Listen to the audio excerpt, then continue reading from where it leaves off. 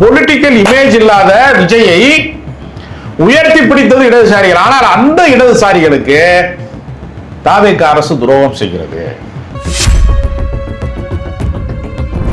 அதிமுகவிலே இருந்து வெளியேறி வந்தவர்களை, ராஜினாமா செய்தவர்களை மீண்டும் சட்டமன்ற உறுப்பினர்களாக, தங்களுடைய ஆதரவாளர்களாக, தாவேகாவுடைய நேரடி உறுப்பினர்களாக மாற்றி, சட்டமன்ற உறுப்பினர்களாகவும் மாற்றி அதிகாரத்திலே பங்கேற்க செய்வதன் வழியாக இடதுசாரிகளை துடைத்து எறிகிற முடிவிலே இருக்கிறார்கள். நான் தான் இந்த கட்சிக்கு பேர் வச்சேங்கிறார் தமிழக வெற்றிகளாக. யோசிச்சு பாருங்க, பெரியார்களுக்கு வழிகாட்டி. உண்மையிலே உங்களுக்கு பெரியார் வழிகாட்டியா, ரத்தன் பண்டிட்டு வழிகாட்டியா? தாவேகா தமிழ்நாட்டிலே ஜெயித்ததற்கு பின்னணியிலே இந்த முறைதான் இருக்கிறது. அதனால் தான் தங்கள் எஜமானர்களை காட்டி கொடுக்காமல், பாஜக என்கிற வார்த்தையை பயன்படுத்தாமல் சட்டப்பேரவையிலே கடந்து போக விரும்புகிறார்கள் அப்படின்னா, அப்ப ராகுல் காந்தியை ஒழித்து கட்டுகிற வேலையை தாவேகா செய்கிறதா என்பதற்கு அவர்களிடத்துல ஏதாவது பதில் இருக்கா?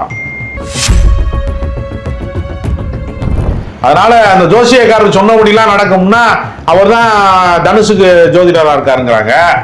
இப்ப தனுஷ் முதலமைச்சர் ஆயிட்டு அப்ப இவர் பிரதமர் ஆயிடுவாரா? மொத்தத்துல கருத்தியலை அடுத்த தலைமுறைக்கு கொண்டு போய் சேர்ப்பதுல அவங்க தவறி விட்டார்கள். அதன் விளைவு சினிமா கம்பெனி ஆட்சிக்கு வந்துருச்சு.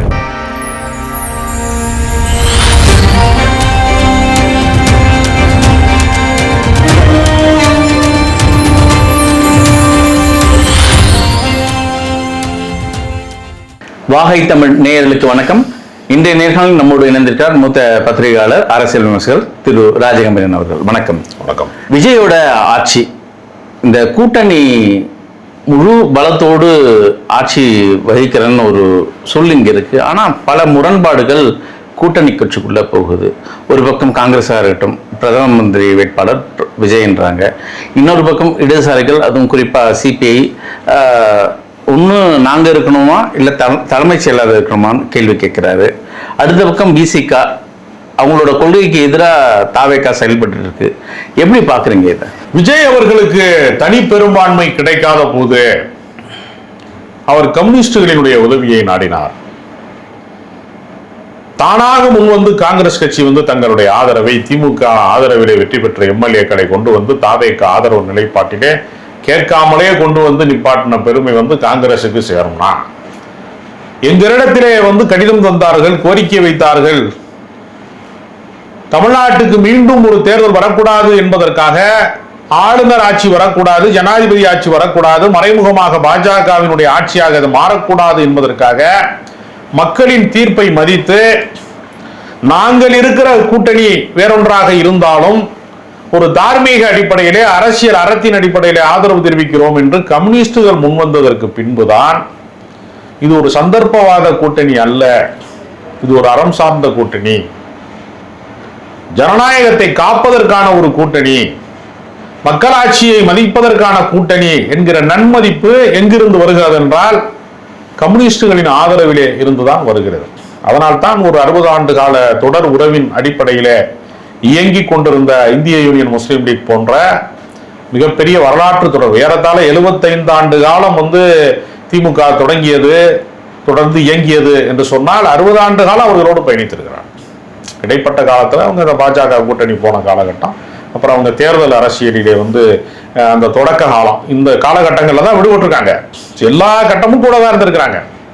ஏன்னா அண்ணா காயிதே மில்லத்தை எப்படி மதித்தார் என்பதற்கெல்லாம் பெரிய வரலாற்று பூர்வமான பல உண்மைகளை சொல்வார்கள். அது மறுக்க முடியாத விஷயமும் கூட.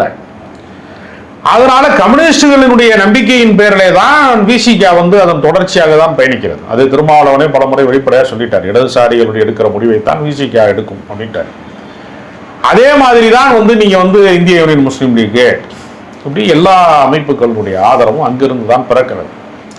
அப்போ ஒரு முற்போக்கு முகம் இயல்பாகவே மதச்சார்பற்ற கூட்டணி என்கிற அடிப்படையில ஒரு முற்போக்கு முகம் விஜய்க்கு விட்டார். அப்ப விஜய்க்கு ஒரு மதச்சார்பற்ற முகத்தை, ஒரு இடதுசாரி ஆதரவு என்கிற அந்த முற்போக்கு முகத்தை அவருக்கு தந்து, அவருக்கு இல்லாத ஒரு நன்மதிப்பு. ஏன்னா அவருக்கு பொலிட்டிக்கல் இமேஜ் கிடையாது. தேர்தல் அரசியலிலே வெல்வது என்பது வேறு, பொலிட்டிக்கல் இமேஜ் என்பது வேறு. ஒரு தேர்தலிலே கூட வெல்லாத நல்ல கண்ணுக்கு இருக்கக்கூடிய பொலிட்டிக்கல் இமேஜ் கலைஞர் கருணாநிதிக்கு கூட கிடையாது. கலைஞர் கருணாநிதி மிகப்பெரிய வரலாற்று சிறப்பு கொண்டவர். அவரை போல ஒரு இலக்கியவாதி, எழுத்தாளன், சிந்தனையாளன், திரைக்கதை ஆசிரியன் என்று பன்முக ஆற்றல் கொண்ட ஒரு முதலமைச்சர் கிடையவே கிடையாது. அவ்வளவு பெரிய ஆற்றல் பெற்றிருந்தாலும் நல்ல கண்ணுக்கு இருக்கக்கூடிய மதிப்பு என்பது வேறு, சங்கரையாவுக்கு இருக்கிற மதிப்பு என்பது வேறு. அப்ப பொலிட்டிக்கல் இமேஜ் இல்லாத விஜயை உயர்த்தி பிடித்தது இடதுசாரிகள். ஆனால் அந்த இடதுசாரிகளுக்கு தாவேக அரசு துரோகம் செய்கிறது. யோசிச்சு பாருங்க, ஒரு தலைமைச் செயலாளரிடமிருந்து ஒரு உத்தரவு வருகிறது. அவரை யார் இயக்குகிறார்கள் என்று சொன்னால் உள்துறை அமைச்சகம் என்று சொல்லக்கூடிய பாஜகவினுடைய அந்த உள்துறை அமைச்சகம் இயக்குகிறது. அமித்ஷா வழியாகத்தான் அந்த செய்தி வருகிறது. பாஜக ஆட்சிக்கு ஆபத்தை விளைவிக்கக்கூடிய காக்ரோச் ஜனதா பார்ட்டியையும் கம்யூனிஸ்டுகளையும் வேறறுக்க வேண்டும் என்பதற்காக அவர்களை கண்காணியுங்கள் என்கிற உத்தரவை தலைமைச் செயலாளர் உத்தரவு போடுகிறார் என்றால் அந்த வேலை திட்டத்தை செய்கிறார்கள். ஒரு குஜலியம்பாளையம் தாசில்தார் வரைக்கும் அது நீளுகிறது என்றால் அதை கண்டித்து சண்முகம் பேசுறார். நாங்கள் தான் குதிரை பேரத்தை இந்த மட்டும் நிறுத்தி வைத்தோம், இங்க தொடர்ச்சியாக பல பேர் ராஜினாமா செய்கிறார்கள், அந்த எண்ணிக்கை 10க்கு மேல இன்னும் கூட போகிறது என்று செங்கோட்டையன் இப்ப திரும்ப சொல்லியிருக்காரு. குதிரை பேர அரசியல் மீண்டும் குதூகலமாக தொடங்கும், பனையூர் பங்களாவில் அடுத்த ஆட்டம் தொடங்குது அப்படின்னு சொல்லியிருக்காரு. ஆனால் இதையெல்லாம் நடத்த விடாமல் தடுக்கிற இடத்துல நாங்கள் தான் இருக்கிறோம் என்று கம்யூனிஸ்டுகள் சொன்னார். இப்ப கம்யூனிஸ்டுகள் ஆதரிக்கிறதுனாலதான் விடுதலை சிறுத்தைகள் போன்ற அமைப்பும் அதே நிலைப்பாட்டை எடுக்கிறது. அது அதிகாரத்தை இதுவரைக்கும் சந்திக்காத அமைப்பு என்கிற அடிப்படையிலே அமைச்சரவையில் பங்கேற்றிருக்கிறார். இவர்கள் வெளியிலிருந்து ஆதரவு. இப்ப அதிமுகவிலே இருந்து சாரசாரையாக கூட்டம் கூட்டமாக ஆட்களை இணைப்பதன் வழியாக இந்த வேஷத்தை கலைத்து விடுவார்கள் என்பது நமக்கு தெரியும். இடைத்தேர்தல் நடத்துவதற்கு தடை இருக்கிறது. என்னதான் தடை விதித்தாலும் அது தள்ளித்தான் போட முடியும், இல்லைன்னு சொல்ல முடியாதுல்ல. இடைத்தேர்தல் நடத்த முடியாம தேர்தல் ஆணையம் சொல்ல முடியுமா? சொல்ல முடியாத. அதனால அடுத்த கட்டம் அவர்களுக்கு என்னன்னா, அதிமுகவிலே இருந்து வெளியேறி வந்தவர்களை, ராஜினாமா செய்தவர்களை மீண்டும் சட்டமன்ற உறுப்பினர்களாக, தங்களுடைய ஆதரவாளர்களாக, தாவேகாவுடைய நேரடி உறுப்பினர்களாக மாற்றி, சட்டமன்ற உறுப்பினர்களாகவும் மாற்றி அதிகாரத்திலே பங்கேற்க செய்வதன் வழியாக இடதுசாரிகளை துடைத்து எறிகிற முடிவிலே இருக்கிறார்கள். ஒரு தனிப்பெரும்பான்மை கட்சியா ஆதிக்கத்தில் உட்காரணும், அவ்வளவுதான். அப்ப நான் என்ன முடிவு வேணாலும் எடுப்பேன், என்ன நீ எப்படி விமர்சிப்ப? நீங்க சமூக நீதித்துறையினுடைய அமைச்சர் மத்திய அரசாங்கம் ஒத்துழைக்க மறுக்கிறது பாசிச பாஜகன்னு ஒன்று சொல்லிவிட்டாருன்னா சபாநாயகர் பதறுகிறார், அதை பேசாதீங்க அப்படின்னு. அதை அவை குறிப்பிலிருந்து நீக்க வேண்டும் என்று சொல்லுகிறார்கள். பாஜக என்கிற வார்த்தையை அவை குறிப்பிலே இருந்து நீக்குகிறார்கள் என்றால் பாஜக என்ன கெட்ட வார்த்தையா? அவை குறிப்பிலே இருந்து நீக்க வேண்டிய கெட்ட வார்த்தைகளில் ஒன்றாகத்தான் பாஜக இருக்கிறதா? ஏன் நீக்குகிறார்கள்? அச்சப்படுகிறார்கள். அப்ப அவர்களுக்கு எஜமானர்களாக யார் இருக்கிறார்கள் என்ற ஒரு கேள்வி இருக்கிறது. தாங்கள் சுயமாக சிந்தித்தவர்கள் இயக்கம் உருவாக்கினார்களானா இல்ல. இந்த ஜோசியக்காரர் சொல்றாரு, ரத்தன் பண்டிட் வெற்றிவேல். இப்படி ஒரு டுபாக்கூர் நேம உலகத்துல எங்கேயும் பார்க்க முடியும். வெற்றிவேல் என்பது ஒரு தூய தமிழ் பேர். இந்த பண்டிட் என்பது வடமொழிக்காரங்க சொல்ற பேர். ரத்தனும் தமிழ் பேர் கிடையாது. ரத்தன் பண்டிட் வெற்றி. இப்படி எங்கேயாவது கேட்டீங்களா? டுபாக்கூர் நம்பர் 1 தான் அப்படி பேர் வைப்பேன். அவர் சொல்றாரு, நான் தான் இந்த கட்சிக்கு பேர் வச்சேங்கிறார். தமிழக வெற்றி கழகத்துக்கு. யோசிச்சு பாருங்க, பெரியாருங்களுக்கு வழிகாட்டி. உண்மையிலே உங்களுக்கு பெரியார் வழிகாட்டியா, ரத்தன் பண்டிட்டு வழிகாட்டியா? அவரு இதை மட்டும் பதிவு செய்யல. இன்னொரு பிரதமர் வேட்பாளர் தமிழ்நாட்டில் இருக்காரு, அவர் தான் திரு விஜய். விஜய் அடுத்த இடத்துக்கான நகர்வுல நகர்றாரு. அப்ப அது உண்மையா இருந்தா பிரதமர் வேட்பாளர் என்று நீண்ட நாட்களாக காங்கிரஸ் கட்சி கூவி கொண்டிருக்கிறது. ராகுல் காந்தியை எந்த கடல்ல கொண்டே போட போறாரு மாணிக்க தாகூர்? அதுதான் இப்போ குறிப்பா இங்க வாண்டடா வண்டியில இவங்க தான் ஏறினாங்க. காங்கிரஸ் தான் விஜயை முதலாக ஆதரித்து அந்த தாவேகா இந்த தமிழ்நாட்டில் ஆட்சி செய்யறதுக்கு முக்கிய பங்காற்றினவங்க. இன்னைக்கு பெரிய ராகுலோட கனவை சிதைக்கிற வேலையில தமிழகத்தில் இருக்கிற காங்கிரஸ் அங்க ஒத்துழைக்கிறாங்களா? அதாவது ராகுல் காந்தி என்ன நினைத்தார் என்றால், தமிழ்நாடு காங்கிரஸ் எழுச்சி பெற்றால், அதிகாரம் பெற்றால், கூடுதல் சட்டமன்ற உறுப்பினர்களை பெற்றால், ஒரு கட்சிக்கு கீழே இல்லாமல் தனித்த அதிகாரம் பெறுவதற்கான அமைப்பாக மாற்றிவிடலாம் என்று நினைத்திருக்கிறார். ஏன்னா மக்கள் நீதி மையம் தொடங்கப்பட்ட காலகட்டத்திலே அங்கு தீவிரமாக அரசியல் பணியாற்றிய அந்த கட்சி அரசியல் பணி ஆற்றல், அது வேற விஷயம். ஒருத்தர் அங்கே இயங்கி கொண்டிருந்த ஒருவர் என்கிட்ட சொன்னாரு, ராகுல் காந்தி கமலஹாசன் லைன்ல வந்துகிட்டே இருக்காரு. அந்த டயத்தில் சொன்னார். ஏன்னு கேட்டேன். நம்ம ஒரு கூட்டணி அமைப்போம். அவர் சட்டமன்ற உறுப்பினராகவே ஆக முடியல கடைசியில். ஆனா அவர் மேலேயே ஒரு கனவு அவருக்கு இருந்திருக்கிறது. கமலஹாசனை ஒரு கருவியாக பயன்படுத்த முடியுமா காங்கிரஸ் வளர்ச்சிக்கு என்று சிந்தித்திருக்கிறார்கள். அப்ப என்னதான் நீங்க நாடாளுமன்ற உறுப்பினர்களை 18 உறுப்பினர்களை எல்லாம் வெற்றி பெற வைத்து உங்க தகுதிக்கு மீறி உங்களுக்கு 27 சீட்லாம் கொடுத்து சட்டமன்ற உறுப்பினர்களுக்கு கொடுத்து உங்களை என்னதான் உயரத்திலே வைத்து அழகு பார்த்தாலும் உங்களுக்கு அந்த விசுவாசம் கிடையாது. ஒரு கட்சிக்கு விசுவாசமாக இன்னொரு கட்சி இருக்காது. ஏன்னா சொந்த கட்சிக்கே விசுவாசம் இல்லாதவன் ஒரு முறை சீட்டு கொடுக்கலன்னா ஒரு கட்சியில உட்கார்ந்துக்கிட்டு அடுத்த கட்சிக்கு ஆதரவா பேசுறவங்க நம்ம பார்க்கிறோம். அரசியல்ல கேடு கட்டவங்க எல்லாம் நிறைந்திருக்கிற காலத்துல இருக்கும் அரசியல்ல. அப்ப காங்கிரஸ் கட்சிக்கு ஆப்படிக்கிற வேலைய நீங்க அடிமரத்து வழியா ஏறி நுனிமரத்துல உட்கார்ந்து அடிமரத்தை வெட்டலாம்னு நினைக்கிற மாதிரி பிரதமர் வேட்பாளர் விஜய் தான். தமிழ்நாட்டில் தான் ஏதோ ரசிகர்களோ கொஞ்சம் பேர் ஓட்டு போட்டாங்க. அது உண்மையிலேயே ஓட்டு போட்டாங்களான்னு சந்தேகமா இருக்கு. கொஞ்சம் பேர் என்ன சொல்றாங்க, இவிஎம்ல செட்டிங் பண்ணிட்டாங்க, வேட்பாளர் முகம் தெரியாம வேட்பாளர் யாருன்னு தெரியாம இத்தனை எம்எல்ஏ எந்த தேர்தலில் ஜெயிச்சிருக்காங்க. இது முறையற்ற தேர்தலுங்க. இதுக்குள்ள தேர்தல் முறைகேடு இருக்குங்க, அறிவியல் மோசடி இருக்குங்க. ஒரு குறிப்பிடத்தக்க பெர்சன்டேஜ் தாங்க உண்மையிலேயே ஓட்டு வாங்கியிருக்காங்க. இவிஎம்குள்ள இவங்க வேற வேலை பார்த்திருக்காங்க அப்படின்னு அது ஒரு சந்தேக புயலை கிளப்புகிறார்கள். குளத்தூர் மட்டும் கிடையாது, இந்தியா முழுமைக்குமே இவிஎம் மோசடியின் வழியாகத்தான் பாஜக மறுபடியும் ஜெயிக்கிறது. தாவேகா தமிழ்நாட்டிலே ஜெயித்ததற்கு பின்னணியிலே இந்த முறைதான் இருக்கிறது. அதனால் தான் தங்கள் எஜமானர்களை காட்டி கொடுக்காமல் பாஜக என்கிற வார்த்தையை பயன்படுத்தாமல் சட்டப்பேரவையிலே கடந்து போக விரும்புகிறார்கள். அப்படின்னா அப்ப ராகுல் காந்தியை ஒழித்து கட்டுகிற வேலையை தாவேகா செய்கிறதா என்பதற்கு அவர்களிடத்துல ஏதாவது பதில் இருக்கா? இல்ல, இந்த வார்த்தையை நம்ம கடந்து போக முடியாது. ரத்தன் பண்டிட் வெற்றிவேல் அவர்கள் சொன்னது நிதர்சனமா இங்க நடந்துட்டு இருக்கு. கேரளாவில் தேவன் தலைமையில இங்க தாவேகாவோட கட்சி துவங்கப்பட்டு இருக்கு. இதை எப்படி நம்ம கடந்து செல்லாத இருக்க முடியும்? அது சினிமா தேட்டருக்கு கும்பலா போய் படம் பார்க்கிறாங்கிறதுனாலேயே படப்பெட்டிக்கும் வாக்குப்பெட்டிக்குமான வேறுபாடு இல்லாமல் போய்விட்டது என்று தமிழ்நாட்டிலே வேண்டுமானால் நீங்கள் அப்படி ஒரு தர்க்கத்தை பேசலாம். மலையாளத்துல அப்படி பேச முடியுமா? மம்முட்டியை கவுன்சிலர் ஆக்குவதற்கு கூட தயாரா இருக்க மாட்டேங்கிறானே.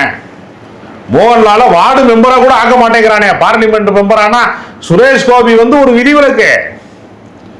அப்படியெல்லாம் ஒரு அரசியல் எழுச்சியை அங்க உருவாக்க முடியாத அவனுக்கு ஒரு பெரிய நீண்ட பாரம்பரியம் இருக்கு. இங்க என்ன செஞ்சிட்டாங்கன்னா திராவிட இயக்கத்துல வைகோ கட்சியை உடைச்சிட்டு திமுக விட்டு போன உடனேயே திமுக செஞ்ச நல்ல காரியம், தமிழ்நாட்டுக்கு செஞ்ச கெட்ட காரியம், அது திமுக தங்களுக்கு செய்து கொண்ட நல்ல காரியம், பொதுக்கூட்டம் போடுவதை நிறுத்தி கொண்டார்கள்.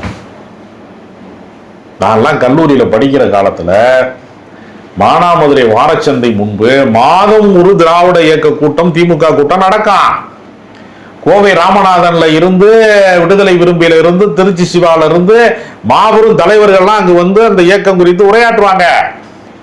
ஒரு பேச்சாளன் தலைவனாக தன்னை உருமாற்றி விட்டார் வைகோ என்கிற காரணத்திற்காக திமுக கூட்டம் போடுறதை நிப்பாட்டிட்டு பிறந்த நாள் விழா பொதுக்கூட்டங்கள், அழகிரி பிறந்த நாள், ஸ்டாலின் பிறந்த நாள், மொழிப்போர் தியாகிகள் நாள், அண்ணா பிறந்த நாள், ஒரு 5 நாள் மட்டும் பொதுக்கூட்டம் போட்டுட்டு அப்புறம் அந்த ஆட்சியில் இருந்தால் சாதனை விளக்க பொதுக்கூட்டம். பொதுக்கூட்டம் என்கிற மரபையே அவர்கள் ஒழித்து கட்டினார். அதுக்கு வேற காரணம் அவங்க சொல்லுவாங்க. கேட்டா டிவி சீரியல் வந்துருச்சு, பொதுக்கூட்டத்துக்கு ஆள் வரலாம் அப்படிங்கிறலாம் பல காரணங்கள் சொல்லுவாங்க. மொத்தத்துல கருத்தியலை அடுத்த தலைமுறைக்கு கொண்டு போய் சேர்ப்பதுல அவங்க தவறி விட்டார்கள். அதன் விளைவு சினிமா கம்பெனி ஆட்சிக்கு வந்துருச்சு. இதுதான் முக்கியமான காரணம். ஒரு தலைமுறைக்கு அரசியல்லாம் எந்த அரசியல்ல இருந்து தமிழ்நாடு வளர்ச்சி பாதைக்கு வந்தது என்கிற வரலாறு தெரியாத ஒரு கூட்டம் விட்டது. அதை தாண்டி சோசியல் மீடியா என்ற ஒரு இடம் பிளாட்ஃபார்ம் தாவேகாவுக்கு நல்ல சப்போர்ட்டா இருந்தது இல்லையா? இல்லை, அதாவது தவறான செய்திகளை பரப்புவதில் அவங்க முதலிடத்தில் இருக்காங்க. இப்போ கூட நீங்கள் நேஷனல் மீடியா முழுக்க விஜய் ஒரு பயங்கரமான சாதனைகளை பண்ணிக்கிட்டு இருக்காரு, லஞ்சத்தை ஒழிச்சிட்டாரு, ஊழல் ஒழிச்சிட்டாரு, எல்லாமே சாதனைகளை பண்ணிட்டாரு அப்படின்னு எப்படி இந்த மோடிக்கு சொன்ன பொய்கள் இருக்குல்ல, அதை விஜயின் மீது சில பொய்களை பரப்பி கொண்டிருக்கிறார்கள்.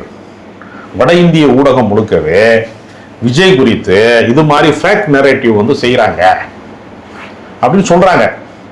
இதை எப்படி பாஜக வேடிக்கை பார்த்து கொண்டிருக்கிறதா? எவ்வளவு நாள் வேடிக்கை பார்ப்பாங்க? ராகுல் காந்தி இதை வேடிக்கை பார்த்து கொண்டிருப்பாரா? இந்தியா கூட்டணி இருக்கிற பிற தலைவர்கள் எல்லாம் இதை எப்படி பார்ப்பாங்க என்ற பல கேள்விகள் இருக்கிறது. எனக்கு என்ன தோணுதுன்னா, 100 நாள் ஆச்சு முதலமைச்சர் ஐயா. ஒரு சினிமா 100 நாள் தான் ஓடும்.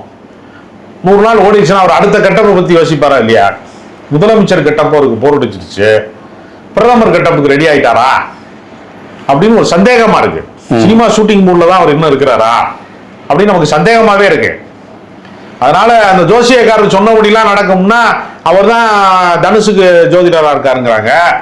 இப்ப தனுஷ் முதலமைச்சர் ஆகிட்டு இப்ப இவர் பிரதமர் ஆயிடுவாரா? என்ன எவ்வளவு பெரிய பைத்தியக்காரத்தனம் அதெல்லாம். ஏதோ ஒரு சிலரை நீங்கள் ஏமாற்றி விட்டீர்கள் என்பதனால ஒட்டுமொத்த இந்தியாவையுமே ஏமாற்றி விடலாம். ஒருவேளை மோடி வளர்ச்சி மீது இவர்களுக்கு இருக்கக்கூடிய நம்பிக்கை, மோடியே பிரதமர் ஆயிட்டார் நம்ம ஆக முடியாது நினைக்கிறாங்களான்னு தெரியல. இல்ல, இது இன்னொரு பக்கம் ஒரு விஷயத்தை யோசிக்கணும். உங்களை போன்ற மூத்த அரசியல் விமர்சகர் பேசுறது என்ன கருத்துன்னா, RSS சித்தாந்தம் இன்னொரு தலைவரை உருவாக்குவது, அடுத்த கட்ட வேலையை அது செய்யறாங்களா, மோடியை பின்னுக்கு தள்ளுறாங்களா அப்படின்ற ஒரு பார்வை இருக்கு. விஜய் தான் RSS வளர்க்குதா? அது வந்து நம்ம உறுதிப்படுத்த முடியாது. விஜய் அவர்கள் நம்புவார்களாங்கிற கேள்வி. நீங்க தற்காலிகமாக சில பேரை தகர்ப்பதற்கு இப்ப திராவிட இயக்கத்தை வந்து கழகங்கள் இல்லாத ஆட்சின்னு தமிழ்நாட்டில் சொன்னாங்க. அதிமுகவை டேமேஜ் பண்ணிட்டாங்க, திமுகவை பலவீனப்படுத்துவதற்கு விஜயை பயன்படுத்தி கொண்டார்கள்னு சொன்னா ஒரு நியாயம் இருக்கு, லாஜிக் இருக்கு.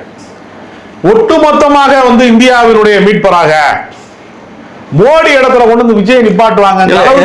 RSS வந்து புரிந்து கொள்வது இந்த கேள்வி நான் ஏன் நம்ம வந்து சொல்ல முடியாது. இந்த கேள்வி நான் ஏன் முன் வச்சேன்னா, இப்போ எப்படி தளபதி ப்ரோவோக் வட மாநிலங்களில் போதோ அதுக்கு இதுக்கு முன்னாடி அந்த இன்ஃப்ளூயன்சர்லாம் பாஜகவுக்கு ப்ரோவோக் பண்ணாங்க. பாஜக அரசியலை ப்ரொமோட் பண்ணவங்க தான் இப்போ அதே தளபதி விஜய் அங்கே ப்ரொமோட் பண்ணிட்டு இருக்காங்க. தளபதி இதெல்லாம் செஞ்சிட்டாரு இல்லை, அதாவது பல்வேறு சந்தேகங்களை பல பேர் கிளப்பலாம். உண்மையிலேயே இப்போ என்ன நிலைமைனா, இந்தியா முழுக்க இளைஞர்கள் யாரையும் எந்த அரசியல் கட்சியும் நம்புவதற்கு தயாராக இல்லாமல் தாங்களாகவே கூட்டங்களை திரட்டுகிறார்கள். காக்ரோச் ஜனதா பார்ட்டி நடத்திய போராட்டத்தை பார்த்து பாஜக உண்மையிலேயே பயந்து விட்டது. இல்லாட்டா அவங்க அமைச்சரையெல்லாம் அவங்க வந்து கல்வி அமைச்சர் வந்து தர்மேந்திர பிரதான் எல்லாம் அவங்க ராஜினாமா செய்ய சொல்லவே மாட்டாங்க. உண்மையிலேயே அவர்கள் பயப்படுவது என்பது காக்ரோச் ஜனதா பார்ட்டிக்கு தான் பயப்படுறாங்க. அவர்களை அரசியல் படுத்துகிற வேலையை கம்யூனிஸ்டுகள் செய்கிறார்கள் என்பதனால அவர்கள் மீதும் அவர்களுக்கு அச்சம் இருக்கிறது. ஒட்டுமொத்த இந்தியாவையுமே திசை திருப்புவதற்கு இந்த இளைஞர் சக்தி வேண்டுமானால் பயன்படலாமே தவிர அதெல்லாம் விஜயின் சக்தியா மாறுமா அப்படின்னு கேட்டா அதற்கு சாத்தியமே இல்லை. அவர் இந்த 100 நாள்லேயே அவர் செய்த பெரிய சாதனைகள் அப்படின்னு பெரிய பட்டியலே கிடையாது. ஏற்கனவே செய்த அரசுகளினுடைய திட்டங்களுக்கு பெயர் மாற்றி வைத்திருக்கிறாரே தவிர ஒண்ணுமே செய்யல. நிறைய டெண்டரை கேன்சல் பண்ணாரு, அது மாதிரிதான் பரந்துரையும் கேன்சல் பண்ணியிருக்காரு. புதிய திட்டங்கள் வழியாகத்தான் ஒரு அரசுக்கு வந்து நற்பெயர் உருவாகும். அது எதையுமே அவர் செய்யல. ரொம்ப அதிகமா போனா வந்து அரசு மருத்துவமனையில பிறக்கிற குழந்தைகளுக்கு வந்து இந்த இது மோதிரம் போடுற திட்டம்னு சொல்லுவாங்க. அதெல்லாம் ஒரு பெரிய சக்சஸான திட்டமே கிடையாது.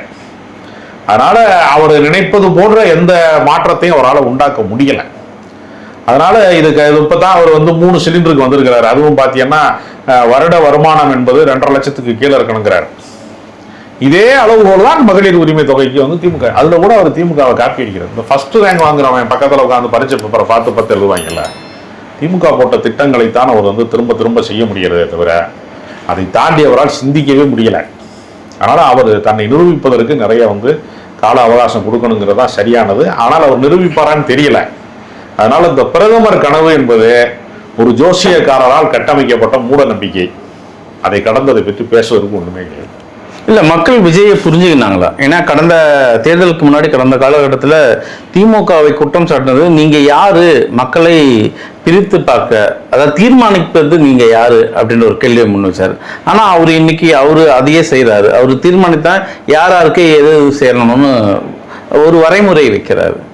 இல்ல, அது வந்து அரசாங்கத்திட்ட வந்து கஜானாவில வந்து அப்படிப்பட்ட நிதியெல்லாம் வந்து இல்லை. இப்ப நீங்க திடீர்னு வந்து ஒயிட் போர்டுல போய்கிட்டு இருந்த மகளிர் பேருந்தை வந்து நீங்க வந்து சொகுசு பேருந்துல யாரெல்லாம் சொல்லிட்டீங்க. ஒருத்தர் கேட்கிறாரு, சொகுசு பேருந்துல நான் வந்து ஆம்பளைய டிக்கெட் எடுத்து உள்ள போறோம், சொகுசு பேருந்துல வந்து ஆம்பளைங்க டிக்கெட் எடுத்து போவோம், ஓசியில பெண்கள் கும்பலா ஏறி ஆம்பளை எல்லாம் கிளப்பி விட்டுருவாளுங்க, நாங்க எங்கே போறதுன்னு சில பேர் கேட்கறான். அதனால இதெல்லாம் நடைமுறையில ஏற்கனவே போக்குவரத்து துறையெல்லாம் நட்டமடைந்து இருக்கிற இந்த காலகட்டங்கள்ல அது தனியார் மயமாக மாற்றப்படுகிறது என்கிற குற்றச்சாட்டை வந்து சிஐடி மாதிரியான மிகப்பெரிய தொழிற்சங்கங்கள்லாம் போராட்டத்தை அறிவித்துக் கொண்டிருக்கிற இந்த நேரத்துல போக்குவரத்து கழகம் மிகப்பெரிய நட்டத்தை தான் சந்திக்க போகிறது. இதெல்லாம் இந்த அரசுக்கு பெரிய பின்னடைவாகவும் பொருளாதார ரீதியான பெரிய கெட்டவரை தான் உண்டாக்க போகுது. நடைமுறையில இவர்கள் திமுக போட்ட திட்டத்தை தாண்டி, அதிமுக கடந்த காலத்தில் சாதித்ததை தாண்டி அடுத்த கட்டத்திற்கு தாவேகா அரசு போனால் மட்டும்தான் மக்கள் இதை சிறந்த அரசாக நம்புவார்களே தவிர, இதையே நிறைவேற்ற முடியாதவராக அவர் நீடிக்கும் பட்சத்தில் அவருடைய பொலிட்டிக்கல் இமேஜ் என்பது மொத்தமாக டேமேஜ் ஆயிரும். இந்த பிம்ப அரசியல் கலைந்து விடும். இது தங்களை தாங்களே ஏமாற்றிக் கொள்கிறார்களோ பிரதமராக போறாரு என்று சொல்வது.